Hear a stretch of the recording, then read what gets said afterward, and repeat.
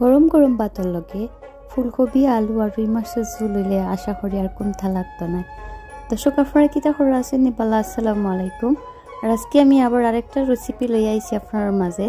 আমি ফুলকপি দিয়া নতুন আলু দিয়া আর রুই মাছ দিয়ে রান্ধি। মতো মাছটা প্রথমে বাজি লইলাম, আর মাছ বাজিয়ে তরকারি রান্ধিলে তরকারির মজা বাড়ে। আপনারা বাসাতে একবার ট্রাই করবা। আর আজকের ভিডিওটা যদি আপনারা ভালো লাগে অবশ্যই সাবস্ক্রাইব করবা আমার চ্যানেলটারে। নতুন নতুন ভিডিও পাওয়ার লাগে লাইক কমেন্ট শেয়ার দিয়ে আমার লগেও থাকবা।